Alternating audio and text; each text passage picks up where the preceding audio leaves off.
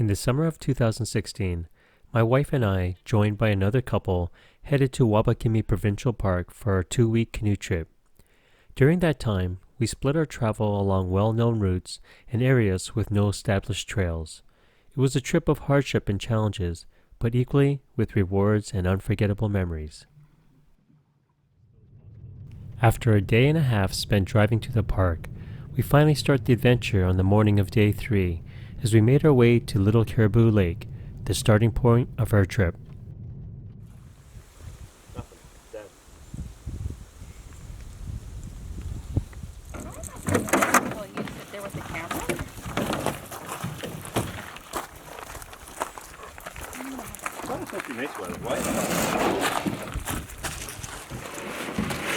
I'm already ready. So we're going to stack 2 barrels here. Remember how this is. So here we are on the access point to Little Caribou. There's just a little creek that goes out into the main body of the water, and we should get some nice calm water to paddle out on the first day. Awesome. So here we are at Little Caribou Lake. It's the access point, and we're about to start our trip.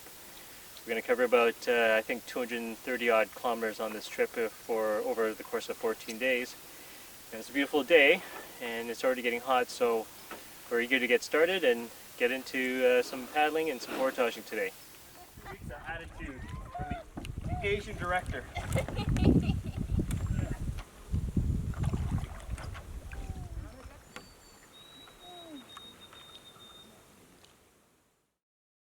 Our primary goal on this canoe trip was to experience what this wilderness park had to offer, but we also had a few specific goals in mind, such as visiting Cliff Lake and seeing Wendell Beckwith's cabin on Best Island along the way. It was simply a big 230-kilometer loop that took us deep into the park and ensured we got to experience a bit of everything. Our first day consisted of paddling and portaging through Little Caribou Lake and ending the day on a campsite on Caribou Lake.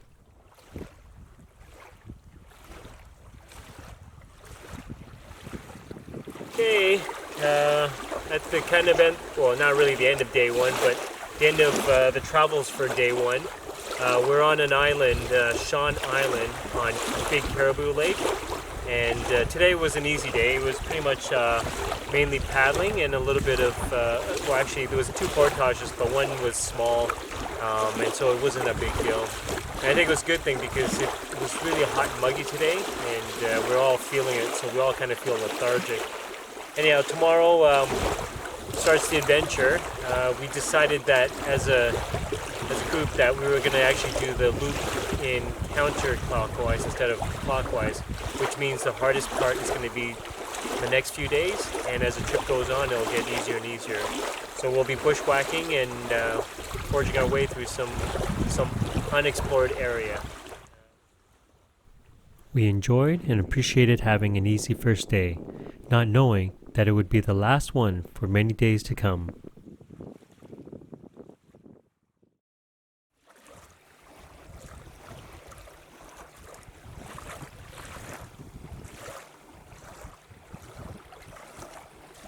Okay, this is Caribou Lake, and this is the day of reckoning. We're about to bushwhack. Actually, we're just going to scout it first to find whether the creek has some water. If it does, we're going to bushwhack over to the creek and then make our way into, I guess, the Big River watershed. So, wish me luck. Let's see what we'll find. Otherwise, we're going to go back and tackle another section. Our goal was to get to this unnamed lake. But first, we wanted to check if this creek was viable to get there. It wasn't, as it was all dried up. So, we decided to head further south and head in through these chain of lakes as we bushwhacked or cut our way along this stretch to the unnamed lake. Okay, so we're checked out another spot. Now we're on a section that gets into a pond.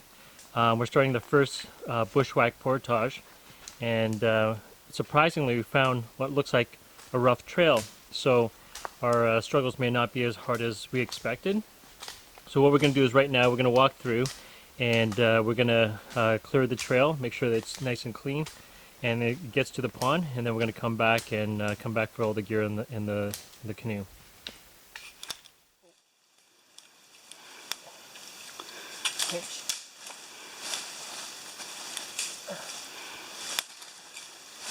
Watch out, Ted.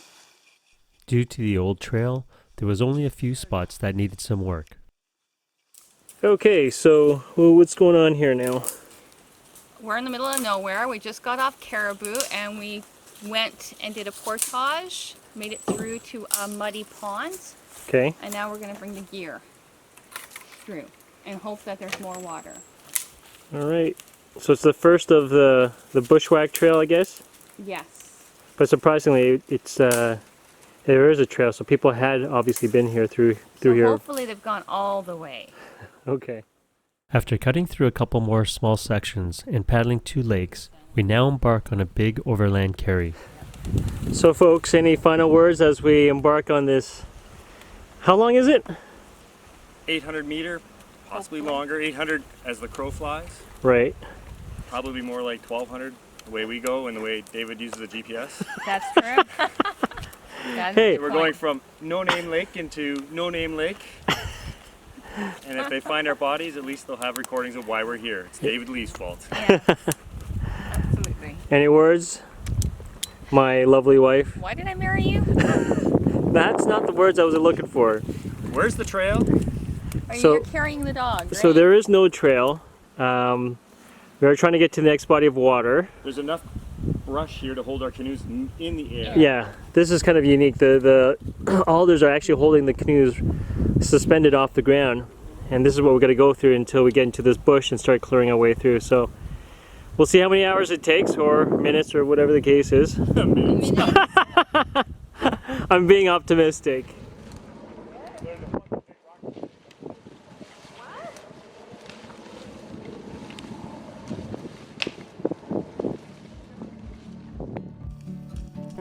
As you would expect, with no trail and thick bush, it took a considerable amount of time to scout and clear our way through.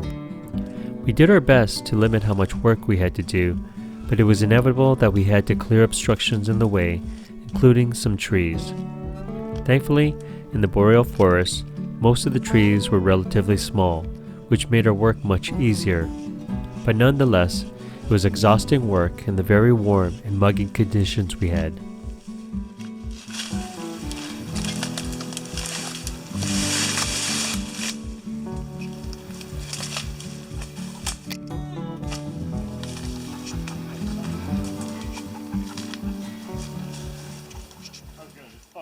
So Dave, I think we survived. I don't think so. No? We made it to the lake. All our gear's at the other end. What time is it? 5:30. What time did we start? I don't even remember now. That was so long. What? Was it 2 that we started this part? We'll go somewhere in there. It was a long time ago. A long, long time ago. A long time ago. And we still have a couple hours of gear to freaking get Oh, yeah, back yeah. here through that crap. Well, we're alive. We made it. Brilliant idea, was it? The girls' idea. Bushwhacking, no. You know me. Once that was done, it was time to portage. Twice.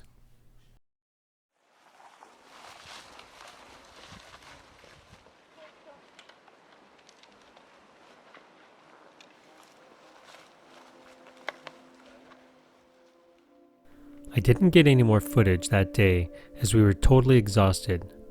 We finally paddled out into the unnamed lake after walking the rough trail 3 times. It was a pathetic second day.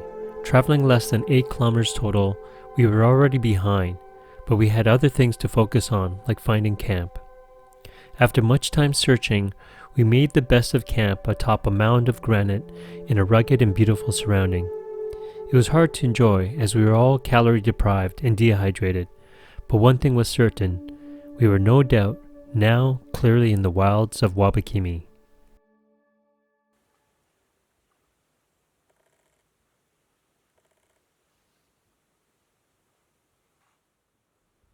Day 3 turned out to be much better, mainly because we actually got to paddle a lot more.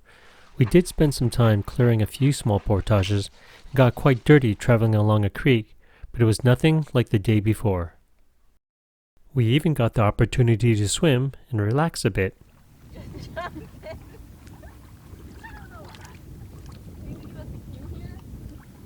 Go! Right. Dave didn't jump. Oh, jerk! Try that.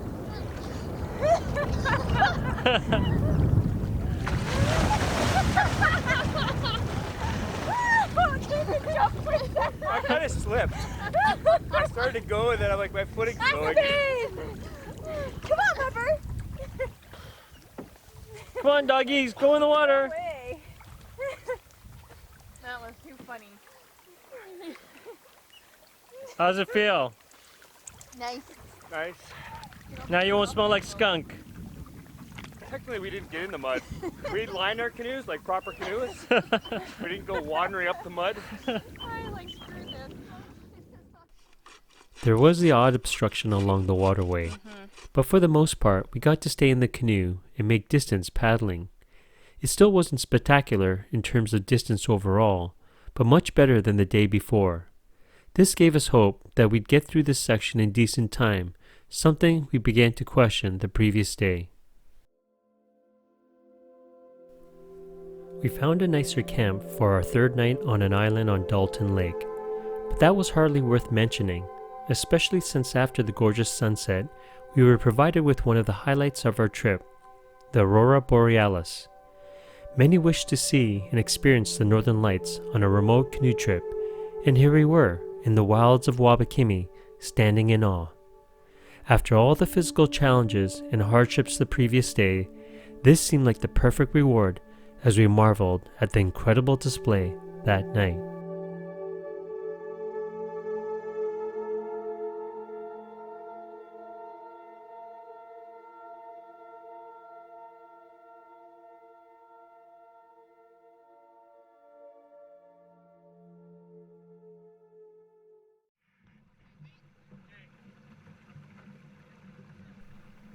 Day 4 was the start of river travel, as we now entered the big river. Despite the old topos showing portages, there were none, so instead of cutting new trails, we opted to get wet first thing in the morning and drag our canoes. Of course, it wasn't always what was below, but things above as well.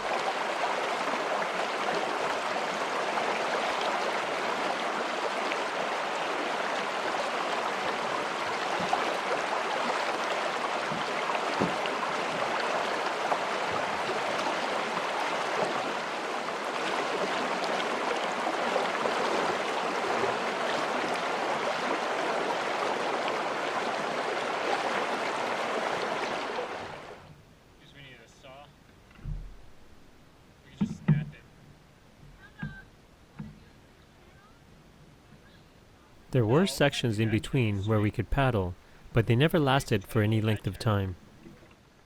I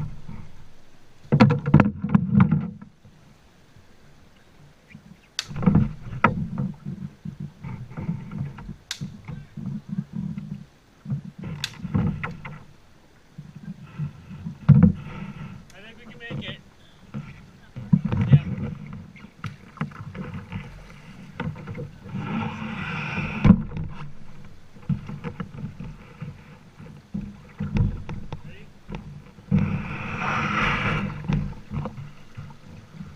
Ready? 1, 2, 3. Okay.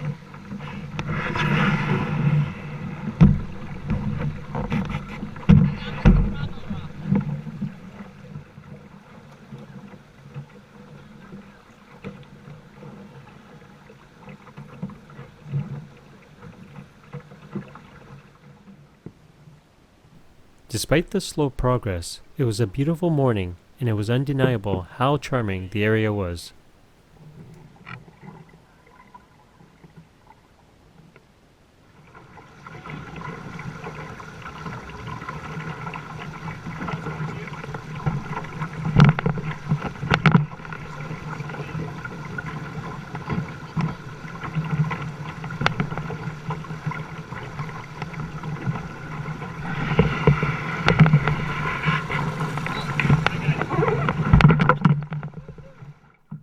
particularly enjoyed this one section where I got to run this narrow part of the river with Teddy.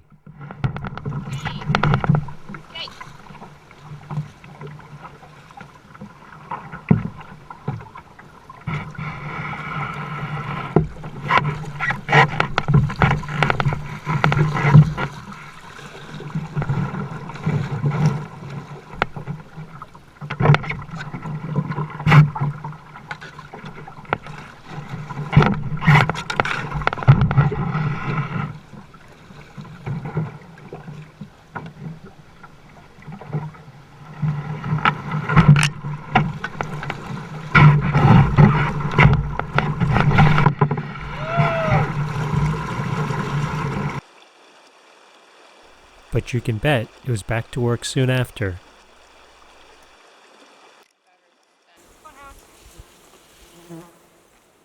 Despite river travel and dragging the canoes, we weren't able to avoid portages entirely. So yes, some time was spent making our way through rough terrain as there was no actual trail.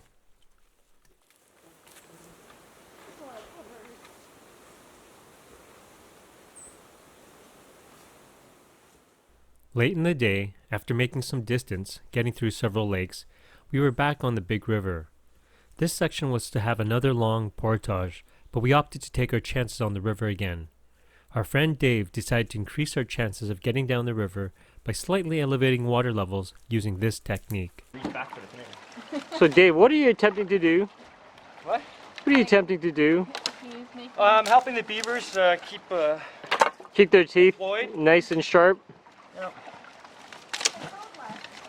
If we don't ruin this for the beavers, then there's nothing for the beavers to do. That's right, they get bored. They need to have a purpose. How much of a drop in water level is it? Is it about a half a foot?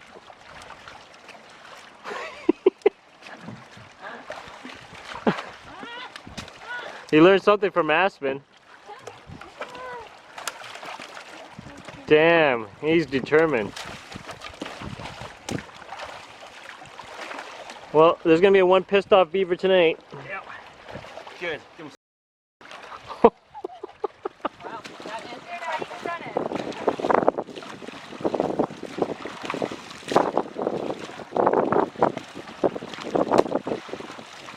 it? You're gonna create a log jam now. downstream. Yeah.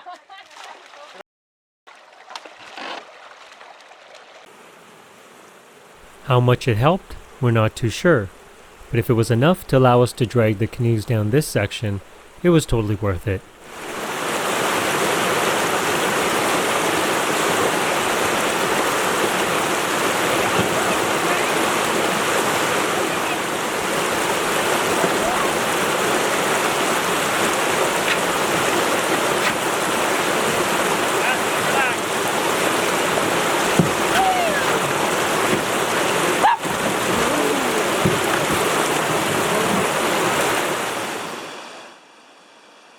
It was a very long day of travel, 13 hours in total, trying to make up some distance.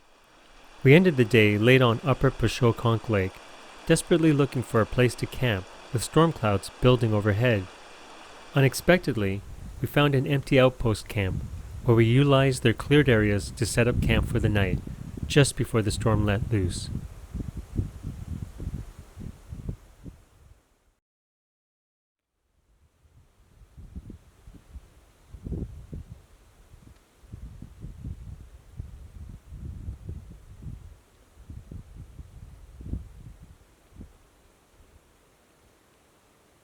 The big storm that hit us late at night wasn't completely over, as it let loose again in the morning. Thankfully, we had the cabin to pack up and have breakfast in before we headed out. Today, we'd continue our way east out of the big river and then turn northward along the Pickitigushi river system. This is the reason why you're suffering. Why you missed first supper, second supper, and every supper. Fishing boat. Oh, that's a reading. That's a reading. 99. Open camp, June 11th, 99. Really? That's not earlier than that. So Anita, are you happy this morning? Happy? I'm sitting in a cabin because it was pouring rain and we have to get going. I had maybe 5 hours sleep last night. Maybe I should shut this off now. That might be a good. And That's not everything the hurts. truth. Everything hurts. So why are we in a cabin? Why are we in a cabin? Yeah. Because it was pouring rain out there, and we actually lucked out, and there was a cabin here. Okay, so We slept outside because the cabin stinks, but in the morning when it started thundering, we moved in here to pack. Dave will give us a more colorful commentary. What? Why are we here? Jesus Christ. We're here because David Lee dragged us here. Yes, That is not true. absolutely. We made all the plans. Yeah. We're here because it's pouring rain outside and thunder and lightning, and last just- night we went until we could not go any farther until we found this place, luckily. Yes. How many hours later? 13 hours Because later? our other option was on a cliff or in a marsh or a bog. Yeah. Exactly. What time did we arrive here? Last night, I don't even I think know, it was 9, after It 9? was after 9. After 9, and we started at 8:30, Yeah, it was almost like 10. and we only did like 5 kilometers. Yeah. That's Again. an It's starting exaggeration. to be a good Again, trip. it was It's starting to be a very good trip. we're about 100 kilometers behind what we're supposed to be. We lost all the rest days. Yeah, 3 rest days are burnt, And we're and only David day. thinks it's great. Thank Yeah. you, people, for your colorful commentary. Would you concur? Oh, probably. All right, I guess I should shut this off. I think they're gonna kill me. So we've come to a part in the river where there's a falls. It's not marked, and so obviously we can't run it because it's about a 10-foot falls.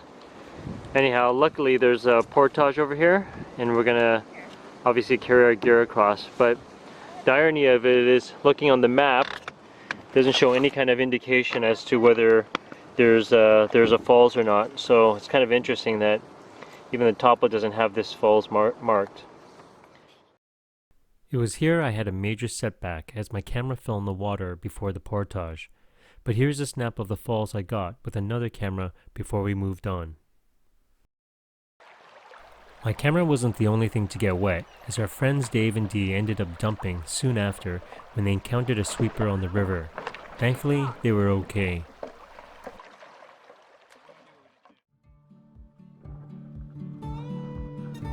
The lower reaches of the big river widened and braided, which sometimes necessitated walking our canoes, but at least the riverbed of sand and small pebbles made that easy.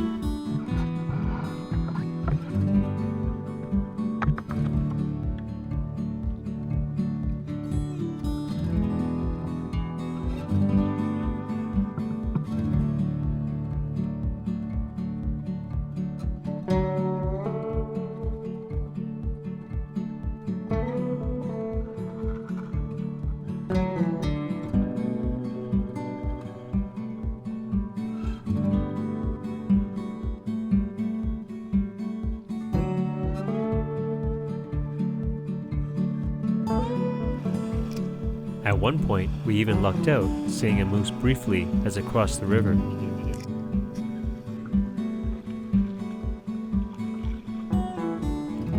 It was nice to see the sun again as we approached the end of the big river.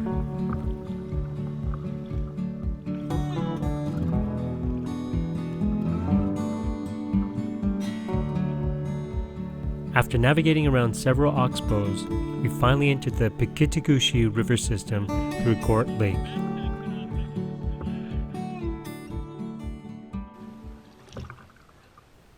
Heading north, we finished paddling through Gort Lake, weaved our way through another river section before coming to the open expanse of Rate Lake.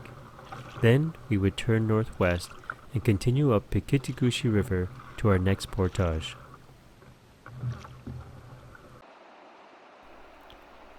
Being new to filming my trips, you'll have to excuse my brilliant decision in videoing this part vertically. Thankfully, videos can be rotated despite the black bars.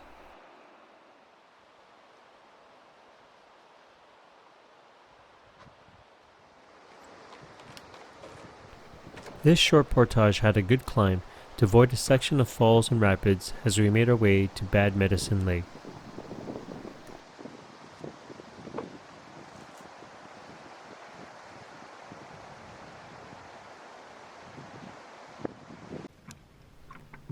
As negative as it sounded, Bad Medicine Lake was actually very beautiful, rimmed in by high walls on either side as we paddled through this narrow lake.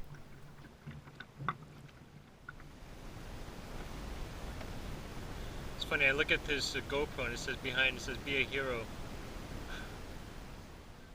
The downside was trying to find the next portage, which would entail scaling up the side of this huge wall.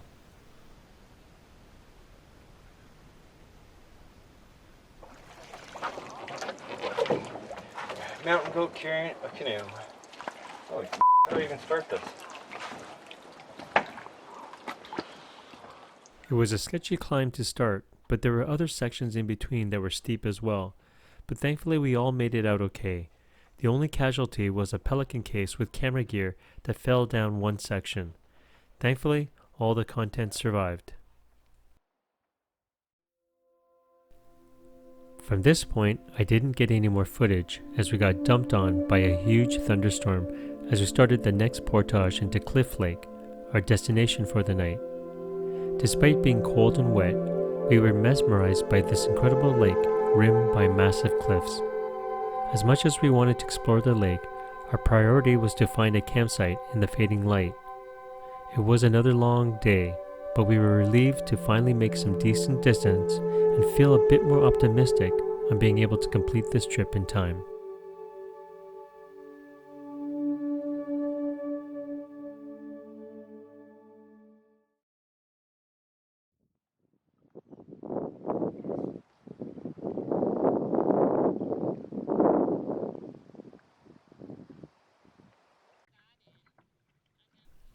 Our original plan was to have a rest day here to explore the lake, but because we were so behind, we unfortunately had to move on. So before we left, we checked out a small section where we found many pictographs, including a water snake along the base of the cliffs. It was a stunning place, definitely worth spending time at, so we left hoping to come back for a visit in the future. I don't know. He's gone. Talk about a snake, holy crap. Oh, one in the crack. Yeah, that's a good one.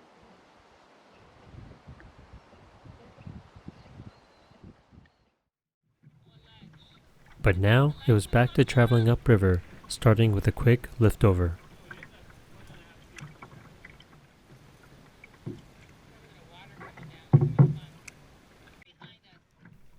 We continued paddling our way north, portaging into Buttland Lake, our longest one to date at almost 1.5 kilometers. Then we crossed the length of Buttland until we ran out of water. Then it was time to portage again. Okay, Dee, so we're at the end of a portage, and it seems like where are we here? We are sitting on a floating bog. Okay. Getting eaten by black flies. Getting eaten by black flies. Us and the dogs. And Dave here is going to demonstrate how deep the water is here off the edge of this bog mat. And how bouncy. Unless he goes through it. I guess you would think that it would be pretty shallow here, right? I think so. So there's the paddle. Okay. This is right at the edge. And I'm still not touching. Whoa. And I still haven't touched bottom. So you could actually like jump in. You could dive head first there. Wow. Or there might be a thin spot on the bog mat and you go right through and dive. Yeah, because I'm 6 foot, so it's Wow. 6 feet right off the thing. So that's over, yeah.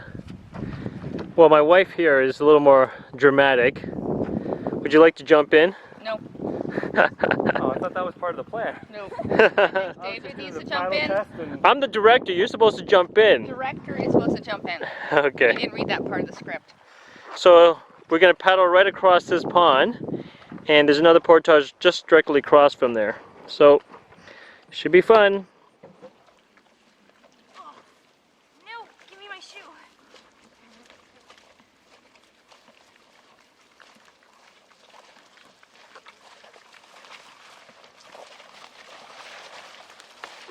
I definitely heard a chainsaw. That sounds like a chainsaw? Yeah. Huh. But it could be a cabin.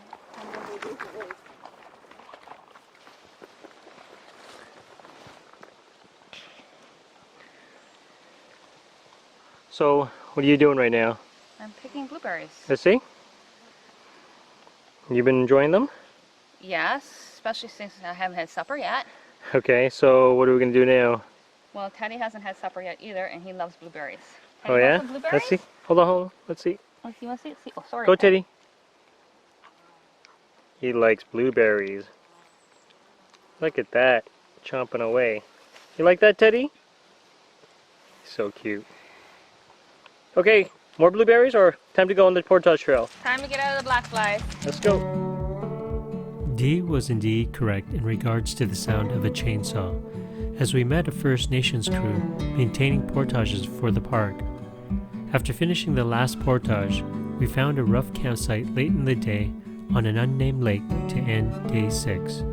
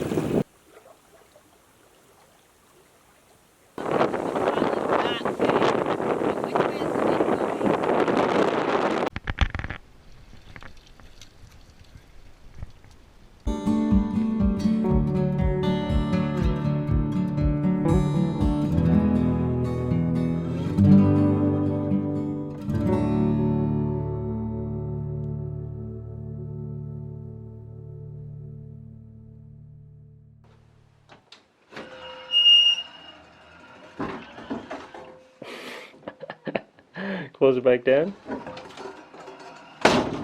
Nice.